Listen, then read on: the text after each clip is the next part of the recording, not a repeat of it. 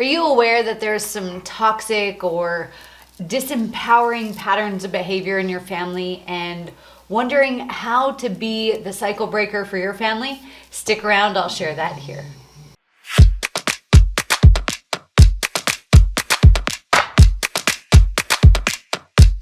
Hi, my name is Tiffany Toombs. I'm a high-performance mindset coach that has worked with thousands of people across the world to help them start to break old patterns of emotional baggage and trauma so that they can truly step into being the best versions of themselves. Now, in this video, I'm going to share with you what a cycle breaker actually is. And then I'm going to share with you exactly what you need to do to start breaking those old patterns of behavior that no longer serve you. And finally, I'm going to share with you what to expect as a cycle breaker. Because as exciting and empowering as being a cycle breaker is, it is also one of the toughest journeys that you'll ever go on. So I want to make sure that you are fully prepared for the ride ahead. So a cycle breaker is somebody in their family who decides that they're going to put an end to any toxic or disempowering behaviors that have been perpetuated throughout the generations. Now, this could be actual trauma, as is in the case of being the person who decides to end domestic violence or any forms of physical, sexual, emotional, financial abuse that might be passed down through the generations. But it can also be the person who decides that they're going to break the cycles of poverty or having a scarcity mindset in the family. It could be the person who decides that they're going to be the one to break the toxic patterns, whether that's workaholism, perfectionism, being critical and judgmental of others, or so many other types of toxic behaviors that are often passed on from generation to generation. Now, you might be wondering, why do these old cycles get passed down when they're so toxic to us?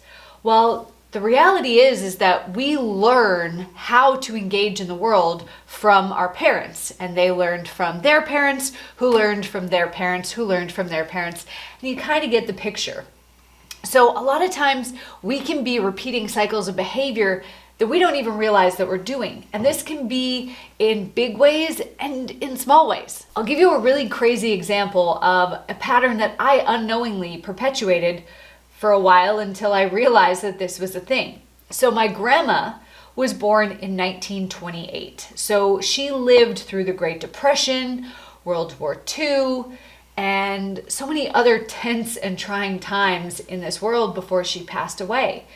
Now, because in her time, especially in her childhood, you couldn't just wander down to Trader Joe's or Whole Foods and buy some fresh fruits and vegetables and meats. They had to have preserved foods in their cupboards. So her cupboards growing up, as much as they were able to find, was full of canned foods. So when she was then raising my mom and my mom's siblings, they had canned foods in the pantry and in the cupboards. Fast forward to when I was growing up, we had pantry and cupboards full of canned foods, even though at that point in time, we now could just go to the store and buy the foods, the fresh foods that we needed. When I first moved out of home and I got my own apartment while I was going to university, I went out and I bought $197 of canned foods. I was in university for 5 years and I maybe opened one of those cans. And so it wasn't until I got to the end of my university degree that I realized, why did I even buy all of these cans in the first place? But it was just a behavior that was so ingrained in me that you had to have cans in the pantry. In fact, for a very long time, I couldn't figure out what you put in the pantry if you didn't eat canned foods or processed foods. I'm still not totally sure, but it's a great storage space for other things, I guess. But if these cycles can determine what kinds of foods we buy to put into our pantry, whether we eat those foods or not, it can cycle down and filter down into every other area of our life, from belief systems to behaviors to the types of jobs and industries that we go into, and so much more. You just have to decide if those cycles benefit and empower you or not. Now, before I share with you exactly what you need to do to become the cycle breaker of your family, I would love to have you to subscribe to my channel. I'm sharing brand new content every single week to show you how to heal trauma, break these cycles of disempowering and limiting beliefs, and so much more. All you have to do is click on that subscribe button below and like this video while you're there. So in order to start breaking these old generational cycles that have been passed down, first, we have to recognize what are these patterns that don't serve us. Some of the cycles that have been passed down may be more obvious than others. And the less obvious ones might not really come to the surface or come to your conscious awareness until you do some of the other work first. So take a moment or take some time to just sit down and reflect on what are the things that my mom did or my dad did, that I do, that my siblings do, that I recognize that some of my cousins do, that I recognize my grandparents did. So just be honest with yourself. Ask yourself, what are things that you are doing and perpetuating that you definitely have seen your parents do? Now, it's important to know that these cycles can happen in every single area of your life. So I would recommend that you consider looking specifically at your health and your fitness. What cycles do you repeat in your health and fitness, and does that empower you or does that disempower you? What about around mental health? What are the cycles that are perpetuated there? Common cycles in the mental health space are to suppress your emotions or to hold on to grudges. When you're angry at somebody, giving them the cold shoulder, to walk on eggshells and people please everybody else, perfectionism, being critical or judgmental of other people. So really dive in and understand what are the patterns and the traits that you have picked up from parents that you're perpetuating in your own mental health.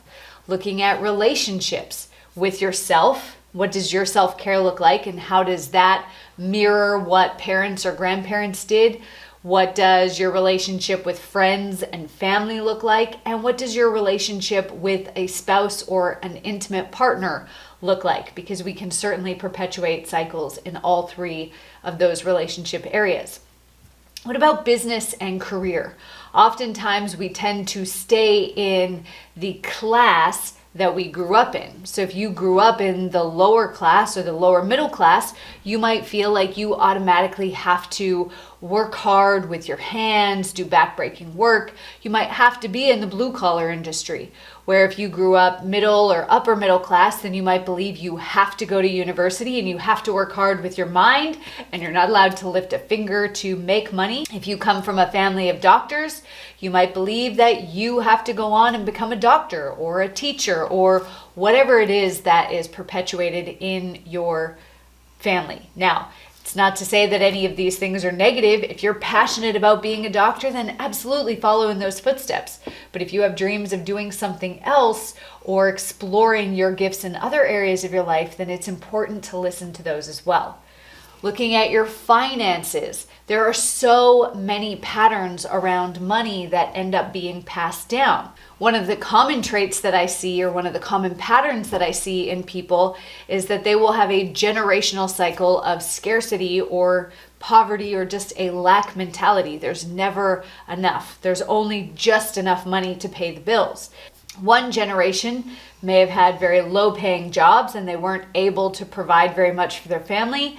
And then the next generation, they make more money, but they become spenders or they go into a lot of debt so that they stay stuck in that poverty cycle, even though they're making more money than what the parents before them did.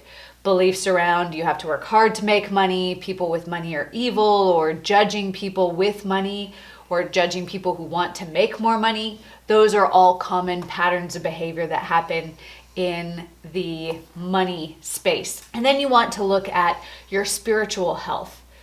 If you come from a family who is very, very religious, then you might feel obligated to follow down those lines. And again, if you love that lifestyle, if those patterns of behavior are empowering you, then absolutely, it's okay to continue the things that empower you and that make you feel good.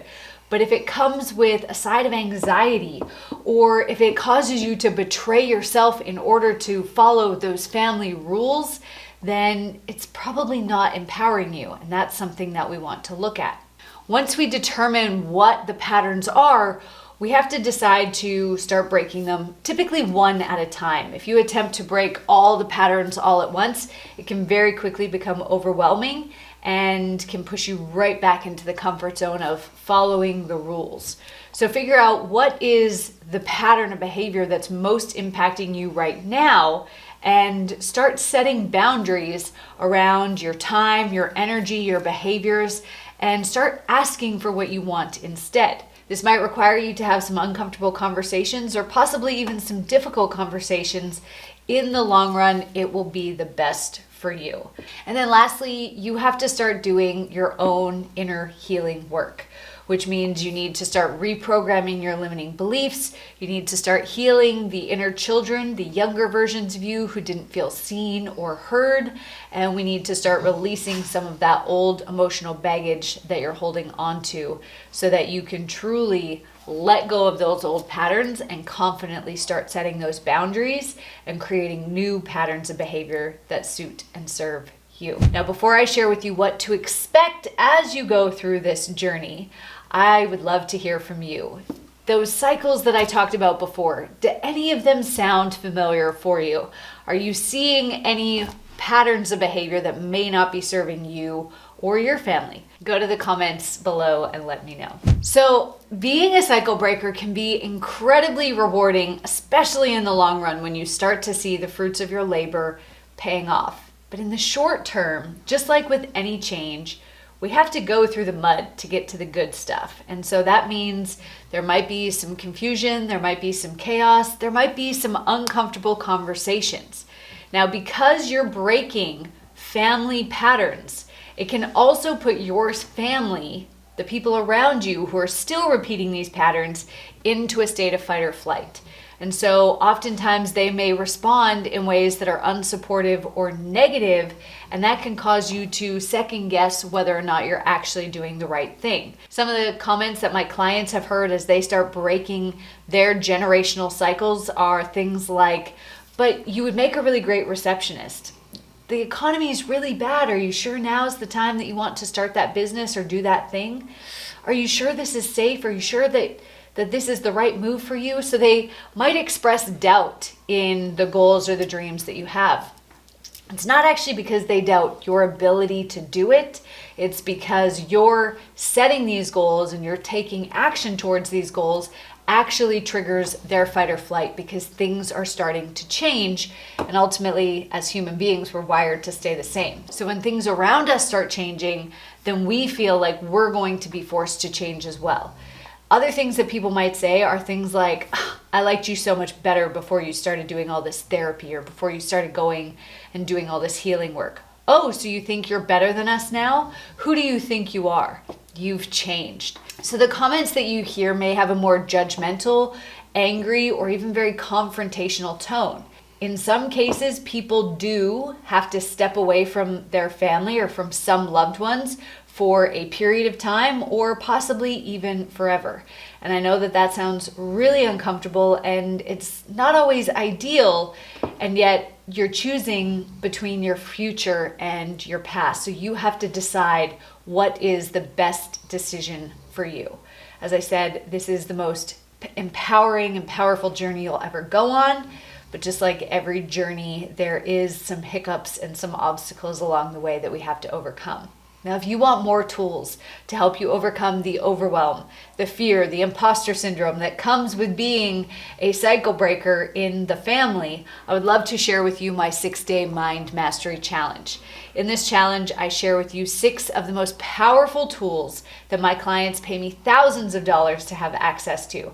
Right now, you can get it absolutely free. All you have to do to get instant access is go to nlpworksheet.com or click on the link in the description below. I'll talk to you soon.